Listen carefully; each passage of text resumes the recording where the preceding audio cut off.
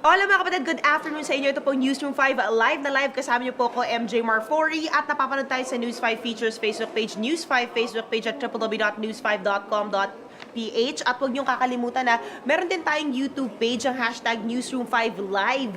May IGTV din tayo sa News 5 Features Instagram account. At ngayon po, talk ang ating segment. Pag-uusapan natin ang importansya ng safety at eye healthcare for kids. Dahil ngayong August ay yun po ang ating talagang kailangan gunitain, isipin, at gawin. Lagi, di ba? Dapat sa utak natin yan. So ngayon, meron tayong special guest for today, si Dr. George Co. Jr. ng George Optical to talk about this. Okay, sakto na mamula yung mata ko eh. Kaya yun din eh. Talagang sabi ko, ako na mag-i-interview. Oh, di ba? Hi, Doc. Hi, MJ. Yes, Good afternoon. great day to you.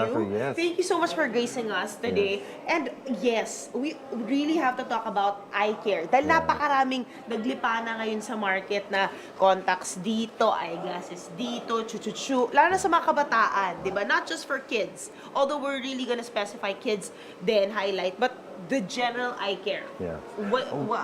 Start with We were just saying that it was August is the eye awareness for the kids. Actually, it's a national month celebration for a whole month celebration for sight saving for the Philippines. So the ophthalmologists, the optometrists, they are together during that month to help promote awareness for eye safety, eye health. And I'm really bothered by your redness. Grabe na bother sa pula kong mata. Well, I totoo think yun sa makeup na-irritate ka ata. Ano po? Na-irritate, no, sa makeup. After this, I'll give you something to put. Oh my God! Akala ko hindi ko na kailangan office clinic. Kaya ako pa nga. Check-up. Oo.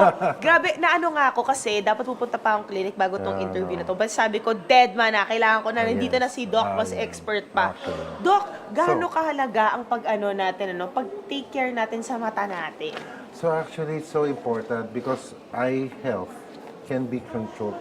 Modifiable siya eh. It's an acquired problem in present day because of the gadgets, because of the things that children use, no, to pass their time by, television, laptops, cell phones. No? They become part of those factors which may affect their eye health. Pag-usapan natin yan, papansin niyo po ba ang rise ng mga batang lumalabo na agad yung mata or nagkaka-eye problem na at a very young age? Yes. We can connote that to the rise of the use of the gadgets, no? And then one thing is genetics. Other thing is too much exposure, too much using yung 24 hours ata. Basta naka-charge sila, meron silang power banks, they will not stop using their gadgets. So, what do you recommend? Actually, ito yun. Okay, ayan. Ano yung naapektuhan? Number one May pa-demo si Doc. Okay. To make it easier to describe, no? Number one cause of our problems is having corrective problems. Corrective problems in may grado po yung mata. So what determines the grade of the eye? Ito. So in general, for children and adults is number one, the length of the eyeball. Sorry. Okay. The cornea. The cornea is the clear portion, the curvature, and then also the lens. Okay. So, syempre, children, medyo normal pa lahat. Ang problem is yung length because they're in the process of growing up.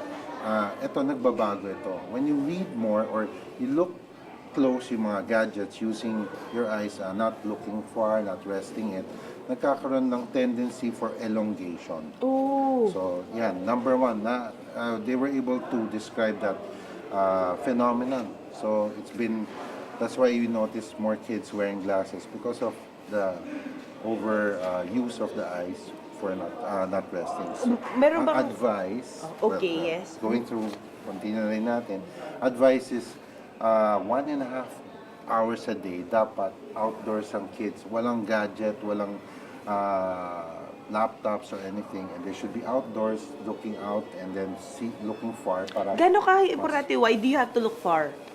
Para ma-relax yung mata. Kasi when you look near, nagkakaroon ng accommodation. Pinipilit ang mata, tin-strain niya, para makafocus sa malapit. So, humahaba siya. So, tendency for... Pwede ba mag-cellphone pa ganyan? Yeah, kung pwede lang. Malaking phone. Di ba? Parang, ganito na lang kaya ako magbasa. Yeah. Pwede rin naman, Pwede di ba? rin. Para lang nare-relax pa rin yung mata. And same with the adults din. Yes, Eye exactly. strain. Eye strain Lalo naman. how about the office workers who work in front of the computer? Correct. The computer naman kasi, the cause of eye strain for us is the blue light. So ito may, di ba ilaw, there's a wide range of wavelength.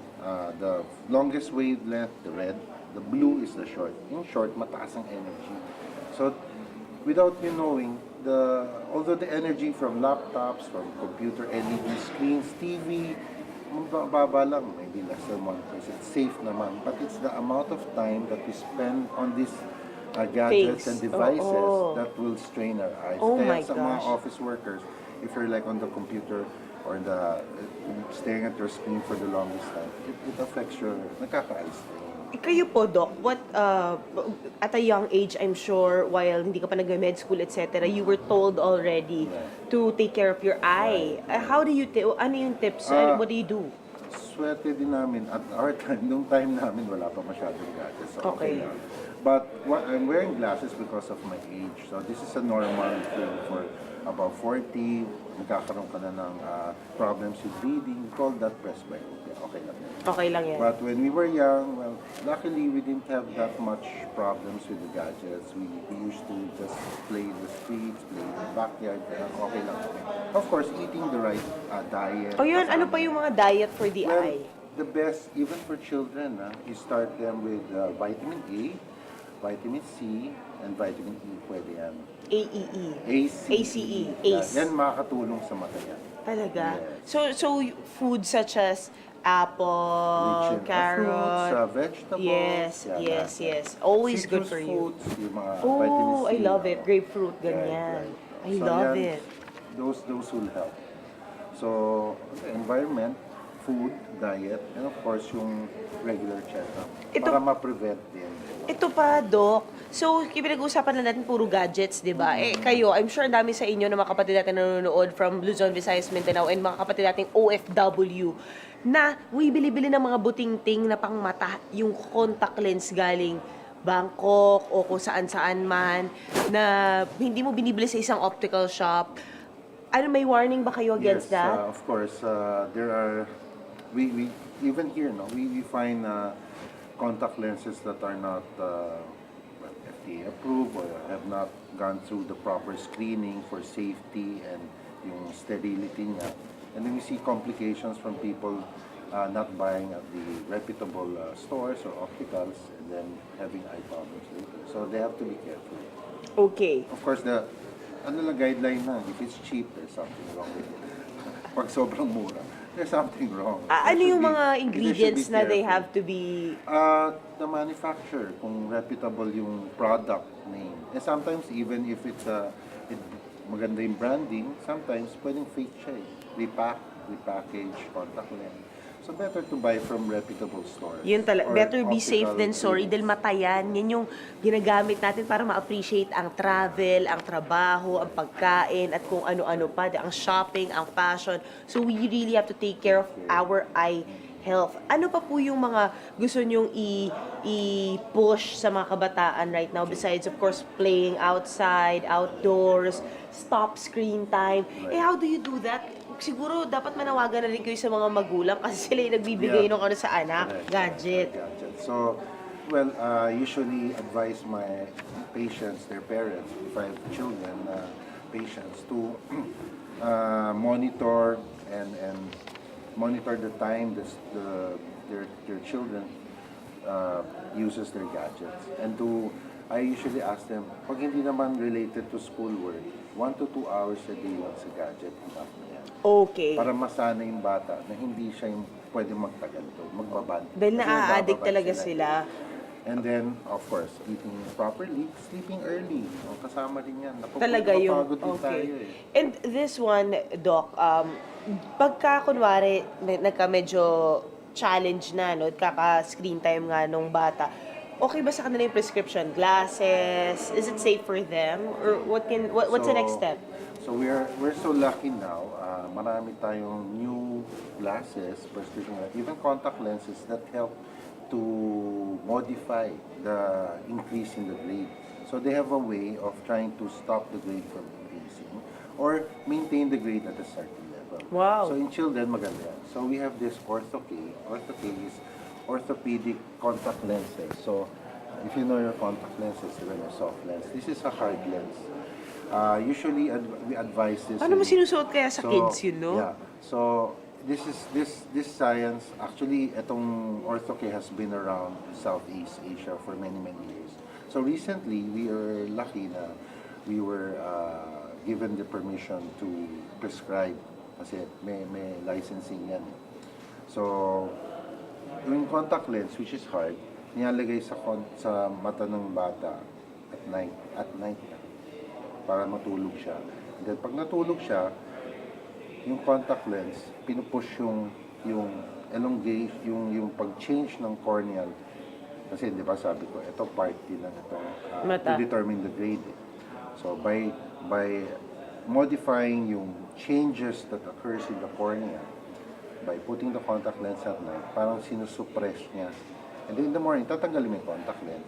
Very clear vision. Let's say, may 2 to 300 grade na bata, and then lalagyan mo. In the morning, tanggal ang contact lens, she goes to school without wearing glasses. Masakit ba yun? Hindi naman po. So it's like a really normal designed. contact lens. It's designed for children. So we prescribe as early as 4 years old up to siguro mga 18, Nako. 19 pwede. Even young adults pwede.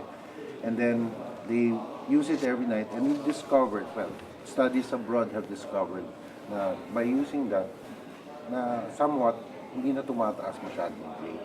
And then later on, if you want permanent correction, you can do LASIK, yung laser procedures, refractive surgery. Okay yun. Pwede yan. So, parang wala na Tama. problem tayo. Pero ito po, no, yung tips nyo naman po, para makaiwas sa mga eye injury, etc., etc. So, of course, number one in sports. Marami tayong sports ngayon. Basketball, we have so many contact sports, and then children na nagsasalamin. Usually, ito yung advice ko sa mga batang kailangan nagsasalamin. Pag nagbabasketball, syempre, hindi naman kita tatanggalin yung salamin. Susutin ng salamin with the grade na hindi siya meant to protect yung eyes niya from an injury, diba? So, they have to get safety goggles na Yun may nga, grado. oo, importante yun. Number one yan. Swimming, for example, yung pag-immerse sa Tubig, pool, chlorine. and then, let's say, nakasalamin siya, nag-contact lens, meron ding swimming goggles na may grado. So, nakakatulong din. So, importante injuries, yun. These are injuries that can be prevented kung careful lang tayo. Of course, when we deal with chemicals in school or in the office, Laser. Sa working area natin, may protection tayo palagi. Ito And naman then po, kakikayan lang, no? Yung mga eyelash extensions, etc., etc. Kasi sila di ba? Oo. So, nakakatawa. Kasi may pandikit yan yung eyelash extension. Oo. Ang dami ko rin nakita na, siyempre, nagkamali na lagay. Napatakan yung mata. So, although it's painful, but it's not, yung temporary lang naman yung irritation and burn. No? It will burn the eye. So, ingat tayo. Okay, but like, yung dumi sa mata, parang may connection siya sa ilong din, di ba? Tsaka sa... Yeah, so, is it safe? Like, do you advise that or no? Dumi sa mata. From the... Yeah, from the... Yeah. Di ba pag hindi, from the eyelash. Na, di ba, ang hilig ng mga babae na nagpapa-eyelash extension, parang minsan nagkukumpul na the dirt sa eye. Because it's really long. Ito, simple lang yan. Proper lid hygiene tawag namin. Yun. Ano yung lid? Siyempre, magastos sa babae. They buy this expensive yung mga eye makeup remover. Actually, simple lang yan. You just buy ito, pick ko na. You buy Johnson's Baby Shampoo. No more tears, di ba? Johnson's Baby. Ang ginagawa ko, I ask my patients to dilute that 1:1 with distilled water. Siyempre, malinis yung distilled water. Oo. Safe to drink. So, halo mo, yun ang pang-wash mo. Yun Sa ang mata. pang-linis. So, Pwede na. Pwede. Natatanggal? tanggalan dun. Wow. Tanggal lang yung bacteria. Hindi ka pa gagastos sa eye. Oh my gosh! Gagawin And ko then, yan. Pwede bang virgin coconut oil? Sobrang yun. Oo, Too much. ina yun. Pwede ito. Johnson Baby Shop. Oo, okay. For And gentle, water. ano. And Okay, in fairness ha, Yeah, nakatipid so tayo that's dun. the most simplest, the most practical kumbaga, advice ko. Hindi naman Kung nakaka-wrinkles. bili ka na lang sa saris, hindi naman. Ibili ka sa saris sa Johnson's kahit sa Shea lang. Use that Ayan. to clean. That's very good. Okay, so anyway, Doc, yung mga final advice mo na lang para sa lahat at para sa mga bata. So, we have a program dun sa optical namin, affiliates, George Optical, na itong August din ang launching. It's called Eye Care 360. It's a comprehensive eye exam. So, it's an optical chain. So, we call that practices. So, we don't just check the grade. We do a comprehensive eye exam. We give you the right lenses. We customize. Kunwari, ano may kailangan mo. Kasi ito, like ito. This is Drive Safe by Zeiss. Itong lens. Ang grade ko, 500. But it's so thin. Di halata na 500. Oo nga, di ba uso na yun, yung magaan? Magaan to. So, what does it do? So, at night, yung glare ng car when you drive, yung mga oncoming headlights, na Sasalag nawawala. niya. And then increase. Pag medyo madilim na lugar, dati kasi hirap ka tumingin. But when you get the fade, yung contrast down doon, nawawala. So, you can see better. So, marami tayong glasses that is available right now. No? We have also glasses yung worn after removing contact lens. Mga ganon. So, Wow. And now they have these Duravision Platinum na lenses which are scratch resistant, diba? Usually yung blue filter, yung blue na coating nakikita mo sa salamin, scratch, yun, scratch resistant. Ang galing. So many things upcoming. We'll find out soon kasi the launch na. Okay, so where can they reach you? Usually my clinics are Chinese General Hospital, Cardinal Santos, and UST. Ayan. Do you have social media accounts, Doc? Yeah, I have a page where I do yung mga advocacies for charity work. Oy, George Co. Jr. IMD. It's a public Facebook page. O, ayan na, i-follow nyo na yan, mga kapatid. Naku, baka biglang i-bombard nyo na sobrang daming tanong tungkol sa... Doc, nangangati mata ko, may kuliti ako, yung mga ganyan. And I'm happy to answer even on Facebook kung kaya ko without checking the patient. Okay lang. Nice. Ayan mga kapatid, may replay po ito ha. Don't forget para marami tayong makaalam tungkol sa general eye care at syempre how to take care sa mata ng mga anak ninyo, di ba? So ito po sa News 5 Features Facebook page, News 5 Facebook page at www.news5.com.ph. Pati na rin sa YouTube namin, ipopost namin to, ikakat namin para makita nyo per topic kung ano yung mga pinag-usapan namin. Ang hashtag Newsroom5 Live at ang aming Instagram account, ang News5 Features. So, it's all there for you. Thank you so much for joining us. We love you guys. Ta-ta!